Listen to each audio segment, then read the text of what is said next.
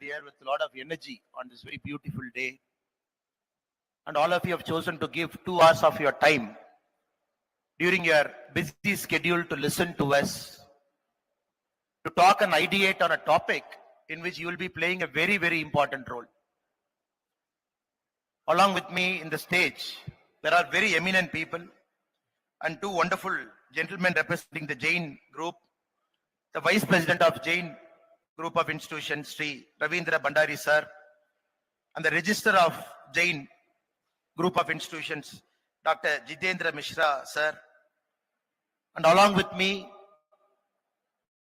this Jayanagar area's your public representative, who's serving as your member of Legislative Assembly, Sri C.K. Ramamurthy,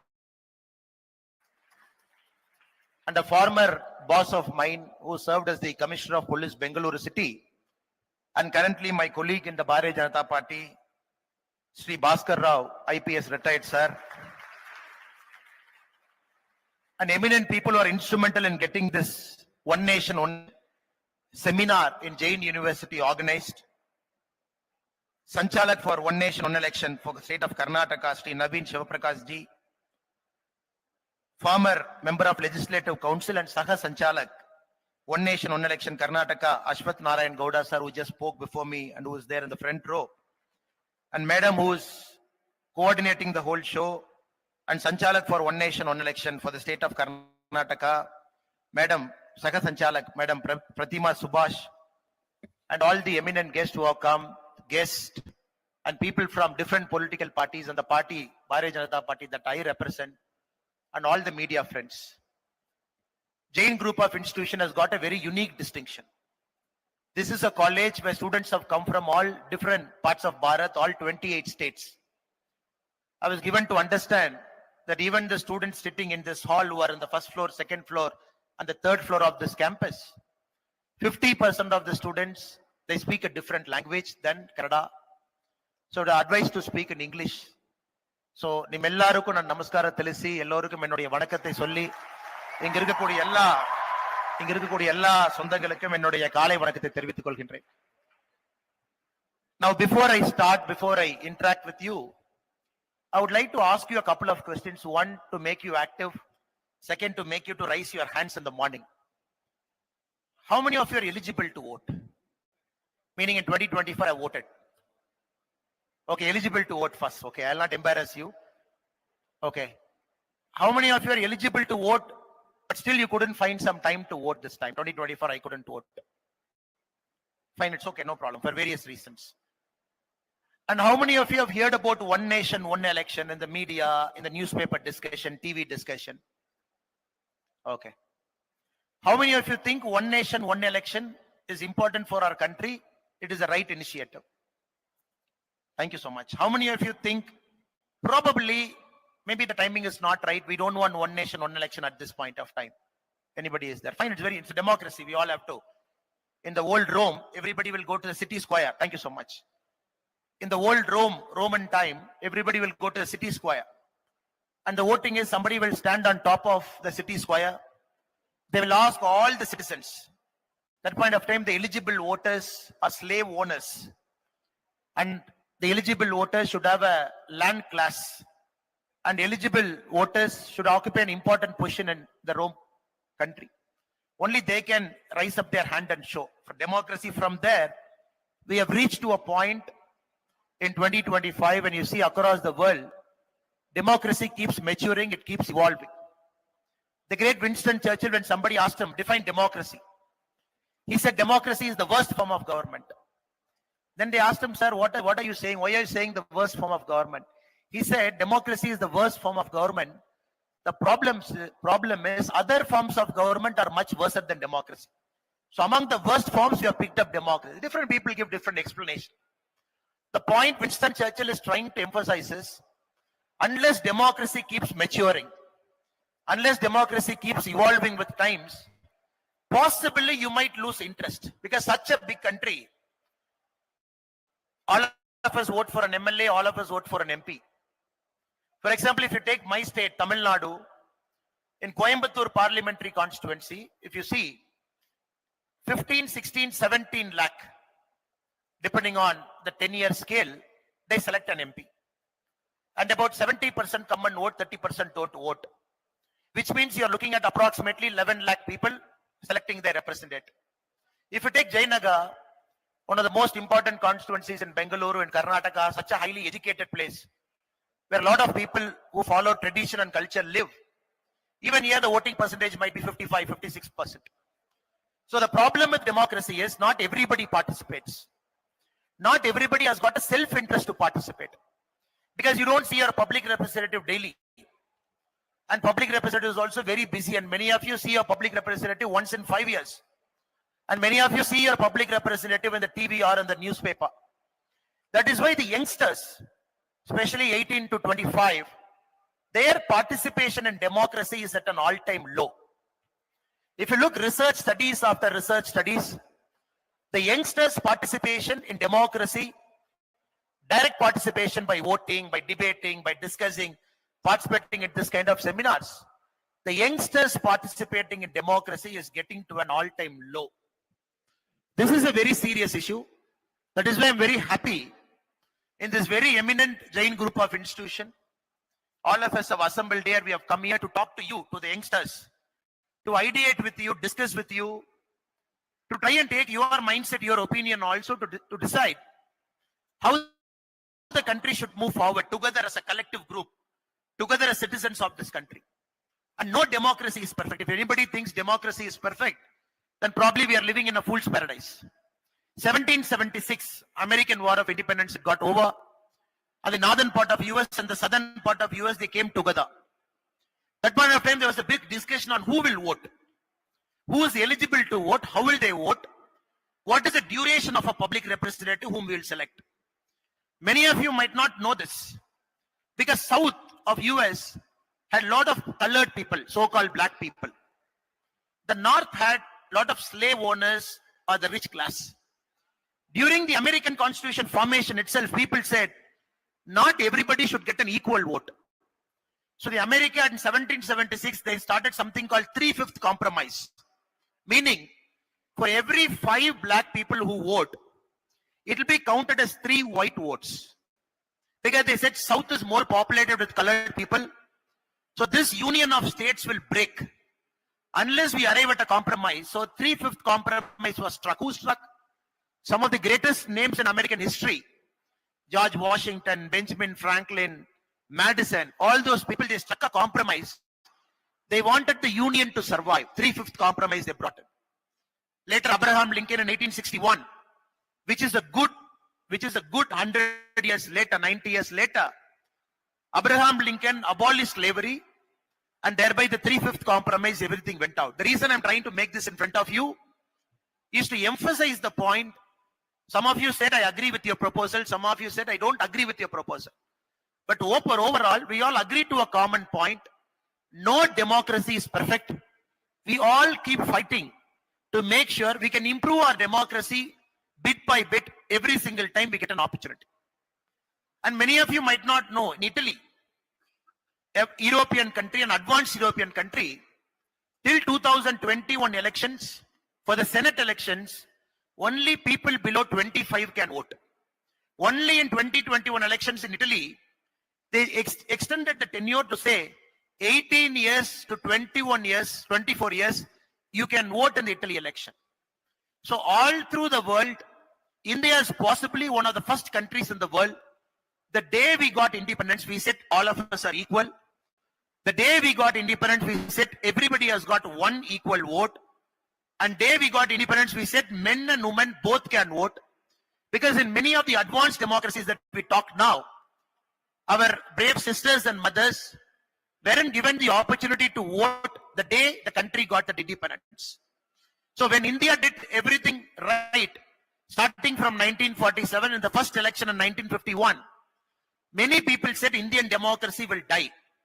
Because educated people have got one vote, uneducated people have got one vote, people having land, they have one vote, people working as coolie and laborers, they have one vote, women have one vote, male have one vote. How is that possible? So from there, we have reached 2025 with our democracy intact, only due to the participation of people like you. This is something which we have to keep acknowledging at every single possible moment to make sure that we kept our democracy intact. That is why our country has gone through multiple changes. It is not everything is fine, everything was great. The first election, it happened over 2 years. The first election never happened like now. It happened over a 40-day period. It happened over 7 phases. The first election happened in 1951, 1952. Sukumar Sen, who was our first election commissioner, he conducted the first election. First election is very important because India, we have to show the world that we can conduct elections for ourselves and our elections can be perfect and more than perfect. Through this principle of equal representation, we can select our public representative who will govern. 51, 52, we did our first election, no problem. 57, exactly 5 years later, we did not regress into an autocracy. Exactly 5 years later, we did our second election, 1957, no problem. But the problem in 1957, the small problem was 7 states have lost their majority by then. Madras, Mysore, Uttar Pradesh, Bombay, West Bengal, the so-called presidencies and some of the states couldn't complete their first 5-year term. So what we had to do as a country in 1957, we wanted the Lok Sabha and we wanted the Assembly both to go together in 1957 because 51, 52, we voted together. 57, we wanted to vote together. In 7 states, when they lost their majority, we made sure all these 7 states again came back and together the 1957 elections also happened in one shot, no problem. 1962, 5 years later, again without fail, because the problem was many of the countries that got independence along with us, they regressed back to a dictatorship or an autocracy. For 3rd straight time after 5 years, again we did our election on time, whereby the legislative assemblies and the parliament house of people, we voted in unison.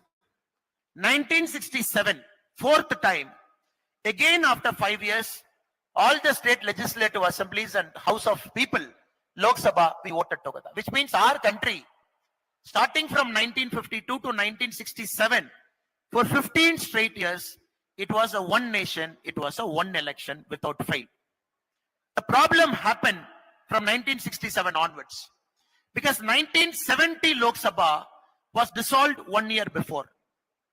The elections happened in 1971. By the time many states in our country, starting from Kerala had the first ignominious, the record of getting dismissed by the central government because there was a communist party in power led by EMS Namboodiripad. The government in Delhi at that point of time, they felt, okay, Russia is a communist country, China is a communist country. We cannot afford to have one more communist party ruling our country in a state in Kerala led by EMS Namboodiripad because he is bringing land reforms, he is bringing a lot of things. Probably the Congress party at that point of time, where Madam Indira Gandhi visited Congress before she was the Congress president, when she visited Kerala, when she reported back to her father Nehru, she felt it is time that Kerala should not go the communist way.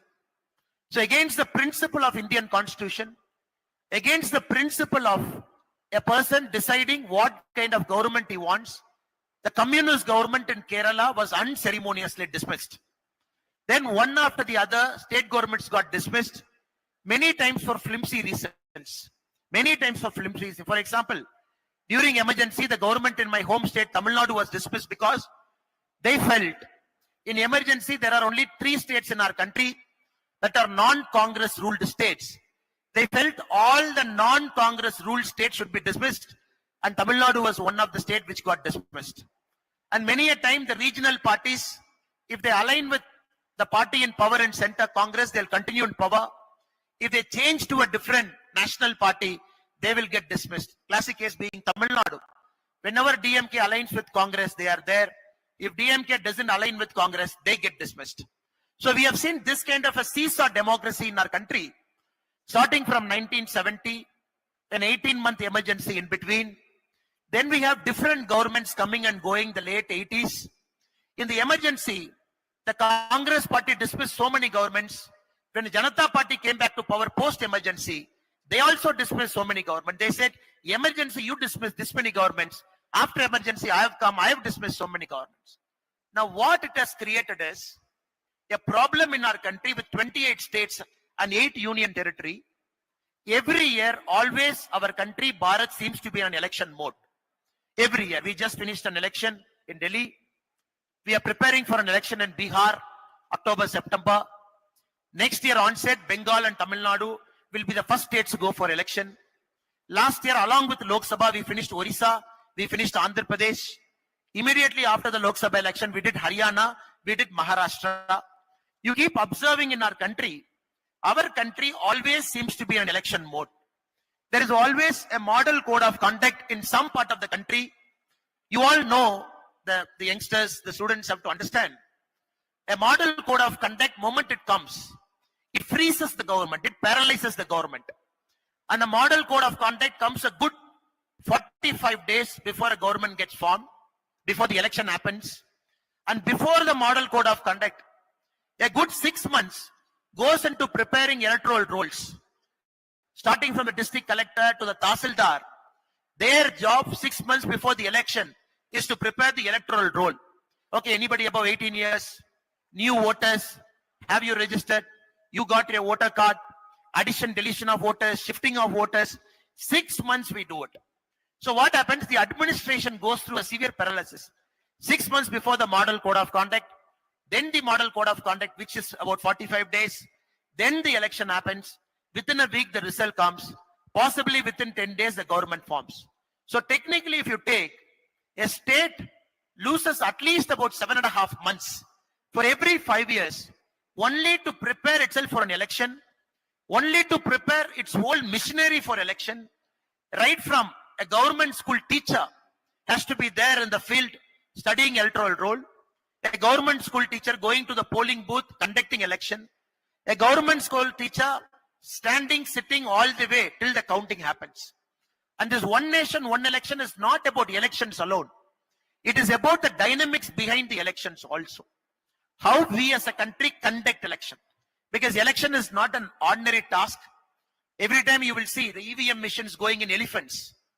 And some places in Uttarakhand, we have seen people going in ropes, carrying EVM machines in their back because they have to go to an inaccessible terrain. And we have seen our brave teachers, CRPF, and other paramilitary, central armed forces, people traveling all the way into dense, Naxal-affected areas, conducting election. So there is a machinery behind it.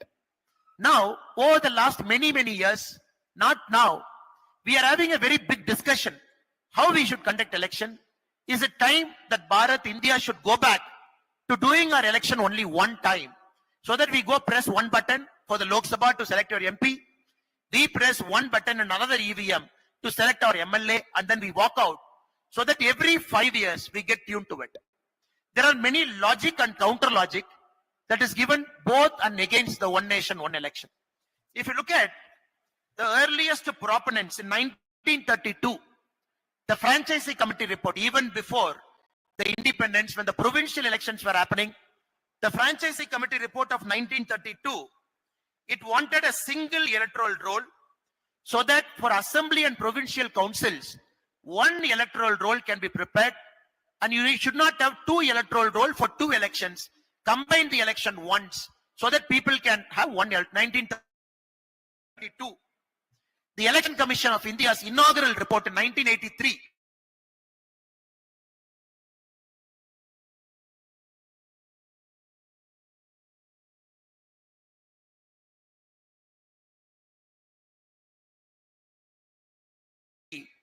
The Election Commission of India said in 1983, it is time that our country should go for simultaneous elections, which we lost in 1967. They said in 1983.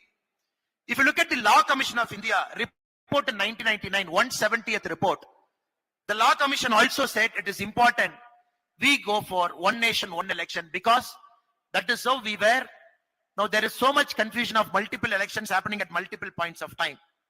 2015, Parliamentary Standing Committee on Personal Public Grievances, Law and Justice, a group of parliamentarians thoroughly studied the issue. They also felt it is important that we should go for one nation, one election. 2017 Niti Aayog, They analyze the economic potential with respect to conducting one nation, one election. If India does one election, one shot for both the Assembly and the House of People, Lok Sabha, they formulated the working paper called Analysis of Simultaneous Elections, What, Why and How. If you look at that paper, for me, the most striking thing that I liked in that paper is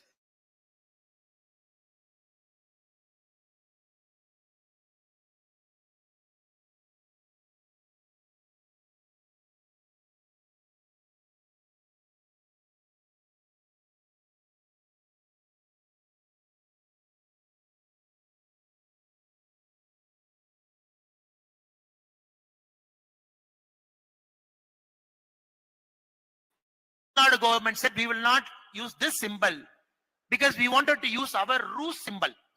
Because our Rubai, what you say in Rubai in Tamil, the Rubai itself comes from a Sanskrit word called Rupaya. From there, the Tamil word Rubai has come. And that Ru. The counter logic is, since you don't want Devanagari, you don't want Sanskrit. But why do you want Ru? Because Ru itself has come from Sanskrit. Now, in fact, the symbol was given by a Tamilian in 2010 in the National Design Contest. A Tamilian presented this symbol, which was accepted in a design contest, which all of us have accepted. Now, one state says, no, I don't want this symbol. Now, tomorrow, a non-Tamil speaking friend, you come to my state, you go to a tea shop. Let us imagine you order a cup of tea, which is 20 rupees or 10 rupees and a vada. And then you take a menu card. What will you read? What will you see? That is why we have a certain commonality. That is why this Niti Aayog working paper very beautifully said, it will force the regional party to think nationally and national parties to think regionally. This is one important outcome that will come out of a one nation, one election. Niti Aayog working paper. Again in 2018, the Law Commission's draft report after 1999, one more time they said, India should go for a one nation, one election. The time is right. 2019, all party meeting in Delhi. All party meeting, just 5 years before what we are discussing now. When all party meeting happened in Delhi, they were discussing critical reforms in governance. One important topic among the 19 parties that attended is how many parties support one nation, one election. You'll be very surprised to know many parties have taken a stand in parliament now. Some of the parties that, no, we don't support one nation, one election. But many of the parties in 2019, when they participated in that conference, 16 parties wanted one nation, one election. Parties BJP, Nationalist Congress Party, JDU, YSRCP, BJD, BRS, LJP, SAD, APNADAL, All Jharkhand Students Union, Sikkim Krantakari Morcha, NDPP, NPP, PDP, RLP, RPI. 16 parties said, we want one country, one election. 3 parties in the 2019 meeting, they said, we don't want one nation, one election. CPIM, RSP, AIMIM. 3 parties said we don't want. So the reason I'm giving this in front of you is, this is not a concept we are discussing now. This is not a concept the current parliament has taken up. Nor this is not a concept we are discussing for the last 6 months. And we are discussing it at multiple points of time. Election Commission, Law Commission of our country, all parties meeting that is happening. So all of us in consensus, we are trying to move towards one nation, one election, so that the youth participation in democracy will become high. You don't get voter fatigue. Oh, this month you will make me to vote for Panchayat election. Then you will call BBMP election for Bengaluru civic body, you will call me. Then after 3 months, you will call me to vote for Legislative Assembly. Then after 3 months, like Karnataka, 2023, your assembly. 2024, you voted for Lok Sabha. Now BBMP elections, we are not sure when it is happening. Again, you will vote. Then people like me and all the leaders will complain. Oh, youth is not participating. Youth are bad. Since youth is not participating, they're not interested in democracy. I am very, very sure when we will come, they'll participate, they will vote, they will select the public representative of our choice. Now, this is also a logic the student should see. You get a voter fatigue. You are least interested every time to go up, stand outside the polling booth, and many a time you don't have full information. Who's the candidate? What is the background of the candidate? Especially for a corporate election, you might not even have an idea who's your corporator. That is why many of the youths don't turn up. I'm very sure one of the positive aspects of one nation, one election is the participation of youth will go up. Second, there is an economic logic. Now, there are various economic studies which points out to a fact. If we have one nation, one elections at one shot, next year, the Indian GDP will see a rise of 1.5%. 1.5% will be an addition to the GDP. So 1.5% of the current Indian GDP will be about 4.5 lakh crore rupee. 4.5 lakh crore rupee would be an economic addition, a logic, because of one nation, one election, because of an uptick of 1.5%. Now, there are also various studies that points out 2024 Lok Sabha election, all the political parties, candidates, everybody, there is a legal ceiling limit. Some candidates go over that. Some go under over it. Though election commission job is to catch. 2024 Lok Sabha alone, there is an estimate which says together in our country for the elections, everybody had spent 1,74,000 crore for the election. 2024 Lok Sabha, 543 constituencies. Estimates say together the candidates, political parties, everybody, legal, illegal, under the table, over the table in our country, together they have spent 1,74,000 crore rupee. Now I am very, very sure the eminent audience sitting gathered here will think through multiple things, okay? Politically, one nation, one election. Economically, one nation, one election. To advance a democracy, one nation, one election. To reduce voter fatigue, one nation, one election. That is why of late the one nation, one election has got a lot of discussion, lot of debate. Now we as a mature democracy, it is not Bhaskar Rao sir or our MLA sir has come to the stage, they said, tomorrow morning, one nation, one election, all of you have to accept it. No. Our country, we have gone through a democratic process. And there is a committee appointed by the government, headed by the former president of our country, Sri Ramnath Govindji. He had a committee, he studied, called political parties, visited, spoken to people like you, young audience, all kinds of people. Then they came out with the report. That report is submitted in the parliament. That report is given to a joint parliamentary committee, JPC. And right now, JPC is doing public interaction, talking to common people like us, taking your suggestions, your ideas also to say, no, you have to compulsorily support one nation, one election. If you don't support, we will lock the Jain University gates and we will still keep talking to you till you support us. No. This is a democratic forum. As a public cause, this program is being organized to tell you this is what it is. Even the cons of one nation, one election, the negative parts, whatever people said, that is also taken care in the report. As of now, if everything goes well, one nation, one election is expected in 2034. Probably you will be 9 years addition to whatever your age is now. If you're 22 or 30, you will be doing one nation, one election. So, friends, students, ladies and gentlemen, it is very important to understand all across the world, the youths are becoming radical. I'm using the word called radical because they seem to be fed up with normal political parties. If you look at Germany, the just concluded election, many people have voted for a party called Alternative for Germany, AFD. And AFD has got 21% vote share, historic vote share. And if you're tracking the elections across the world, all political parties in Germany said, you are against me, I am against you, all of us are against each other. If none of us get majority, all of us will form government, but not this AFD people. So all German politicians don't want AFD, which is Alternative for Democracy, Germany, the English version of the German word. Because this political party say, you are a Nazi party, you are a rightist party, and you are so radical party. You want to change German constitution. We don't want it. But youths are voting for that party to say, we want this party in power because all of you could not deliver. we want AFD. I'm just giving you some of the statistics before you. If you look at Italy, Giorgio Meloni, 2021, when you when she assumed the president of Italy, for the first time the youths are allowed to vote, 18 to 24. First time they were allowed to vote. She got majority of the votes. Again, if you look at America, the way Trump has come to power, it is all powered by white conservative Christian votes and many of the youths of those countries who felt a change. Nothing is wrong. None of us have got the right to criticize anybody's voting choice. Probably Germany feels like that. AFD says no asylum. I will not allow anybody inside Germany. That is their stand. Other political parties have allowed almost 1 million people, 10 lakh people into Germany for the last 4 years.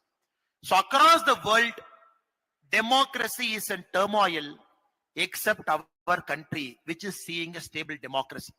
Across the world, new parties coming up shaking, green parties getting votes, some new radical parties coming and getting 20% of the votes. So Germany, even after election, could not form a government. Canada, the prime minister just resigned.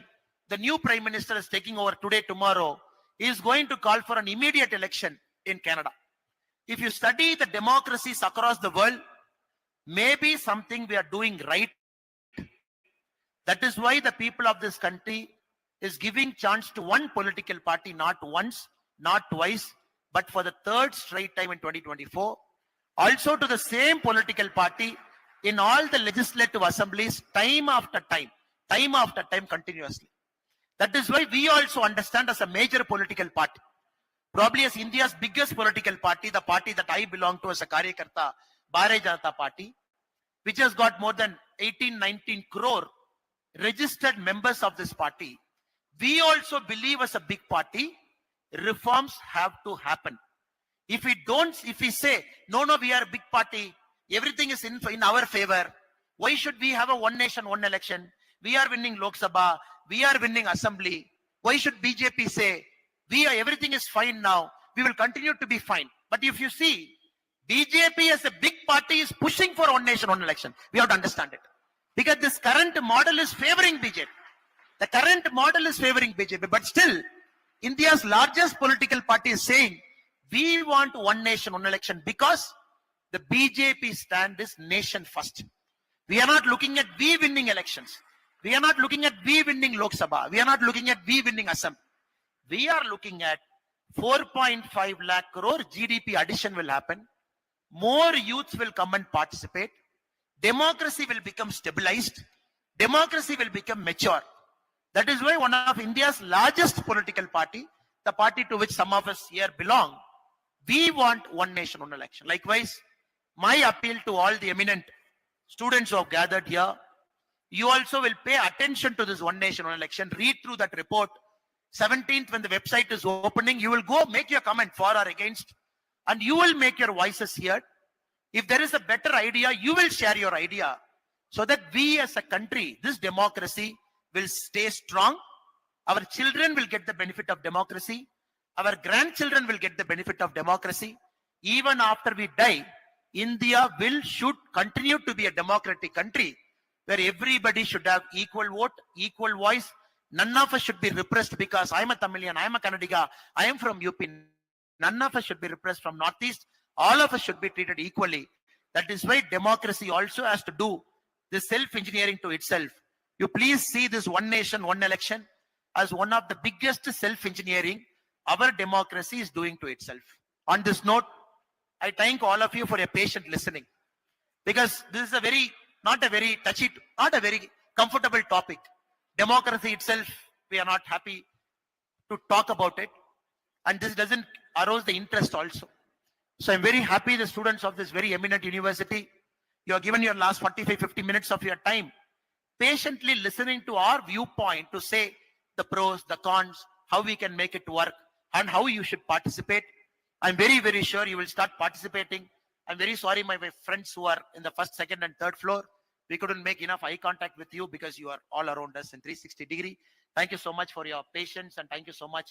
If there is small inconvenience also, and people who are in the first 3 rows, for your patience also with this. I thank the whole Karnataka team on One Nation, One Election for organizing this very beautiful seminar. and making all of us a part of it. Thank you so much. Namaskar. Jai Hind, Jai Bharat. Madam, please. Our first question.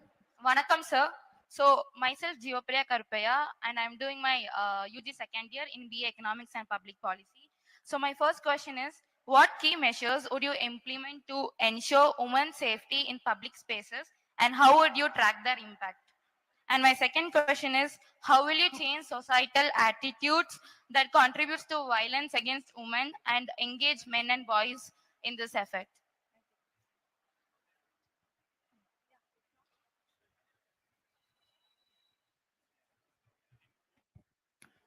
I think thank you for your question, sister. One of the biggest discussion that is happening right now, please have a seat, is about the safe spaces for our women in our country and the dignity that a woman is supposed to get and whether they're getting it. I'll give you a small statistic, sister. In my state, Tamil Nadu, in the last 3 years in Tamil Nadu, 2022, 23, 24, the number of school teachers, government school teacher, arrested for molestation or a sexual crime in a government school is 238.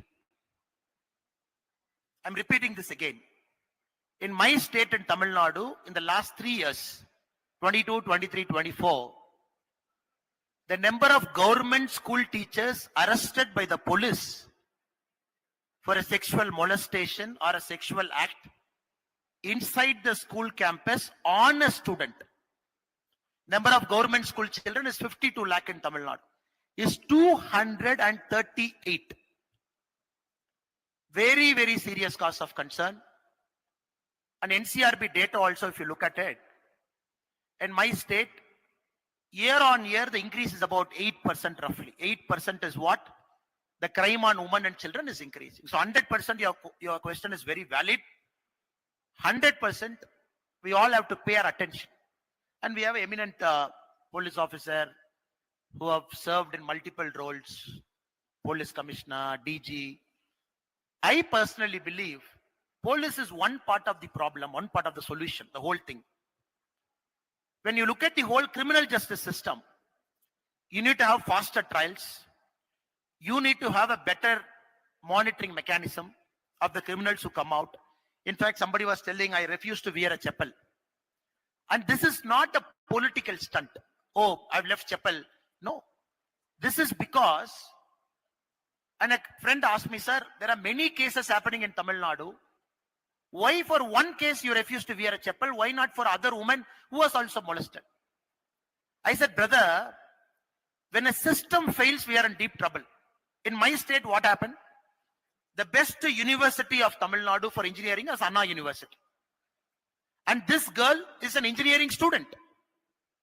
On 23rd of December 2024, she walks with her boyfriend inside the campus. They were talking. It's a wooded campus. And the criminal who's inside that wood, he kind of kidnaps the girl, molests that girl, records that act, blackmails that girl. And 2 days later, the girl goes and prefers a police complaint. 1 day later, 26 December, the FIR gets leaked. The whole of Tamil Nadu knows the girl's name, the girl's father, where is the girl from. Everybody knows because the FIR has become a public document. And the person who's accused number 1 belonged to a political party who had access to that university because he had a political pass. A ruling party guy was able to enter the campus. The watchmen were able to open the gate for him. He went there. Not one. He has done multiple acts. So my anger is, here the police have also failed. Deliberately the FIR was leaked. No CCTVs were functioning. The sexual harassment post committees were not functioning in the campus. So I'm taking this as an example. So I personally believe government is also one part of the solution. A large part of the solution is, for example, let us take Jain University. I'm sure they're doing it fantastically well. I'm not commenting. But all I'm saying is, it starts from your classroom to make sure you are safe. And you have a platform to vent out your feelings anonymously. Any mistake that happens here gets addressed. There is a system here. When you go to the street, then the government takes over. Anything that happens to you, there is a platform. So everywhere the platform has to be built and integrated across the state. Government cannot operate in silo. A private university cannot operate in silo. This is one part. The second part is, I personally believe, if you look at the sexual harassment, all the cases, close to 50-60% of predators are known to the girl. It is not an unknown predator. Close to 60% is a known predator. Uncle, Chikappa, Doddappa, neighbor, village fellow, the person who's in the classroom, outside. This is where as a society we have a problem. Because roughly 30-40% are unknown people. Even 30-40% is very high. In some cases, less than 10%. So society has to change our attitude. How we see women, how we respect women.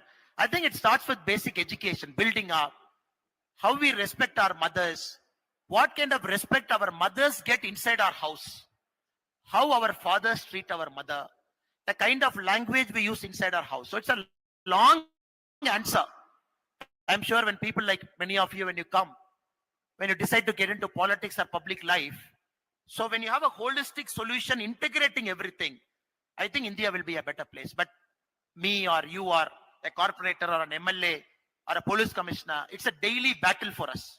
When society on its own reforms, then the battle becomes smoother and easier. Thank you. Thank you so much.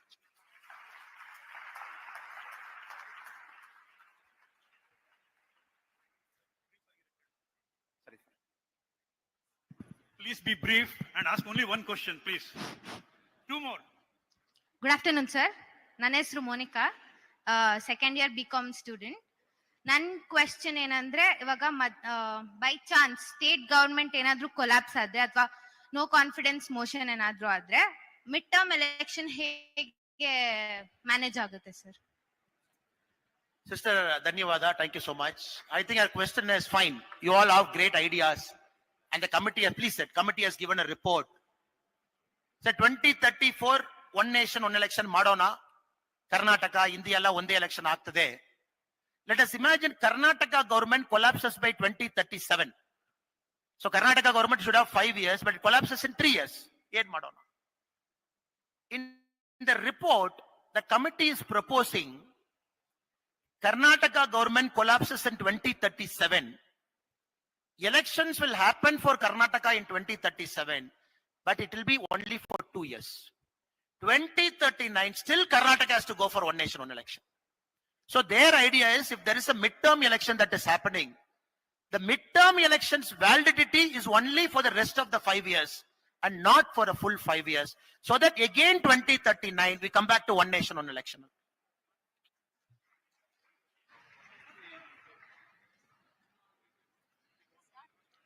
A very good afternoon, sir. I'm Smriti Vinay, and I have a question to address you. So how would this policy affect the implementation of welfare schemes, which would often accelerate before elections? Thank you, sir. Oh, thank you, Smriti ji. This is a very important question. Now, India is experimenting with multiple welfare models. Please have a seat. Please have a seat. Multiple welfare models. And some things we call a trickle-down economic effect, which we call welfare economics. And something we call a pure freebies. You just announce something before election, you want to win the election. Then there is an exchequer burden. You are not able to spend the money wisely for infrastructure development. Now, Supreme Court, as we speak, when both of us speak, there is a PIL in Supreme Court in which the political parties and election commission, they are made party to it. And Supreme Court is trying to find a balance between freebies and welfare economics. Supreme Court is asking political parties to say, what is your definition of freebie? What is your definition of welfare economics? As of now, the case is on. And different political parties are submitting their affidavits to Supreme Court. Election Commission is also there.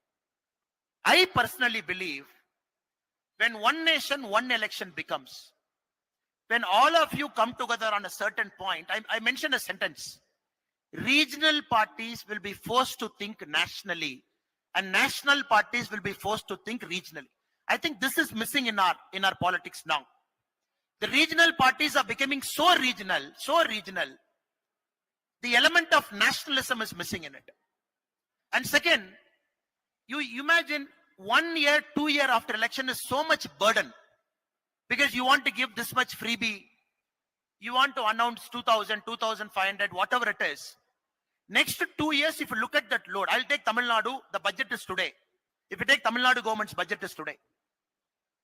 What do you think would be the depth of Tamil Nadu? What is the depth?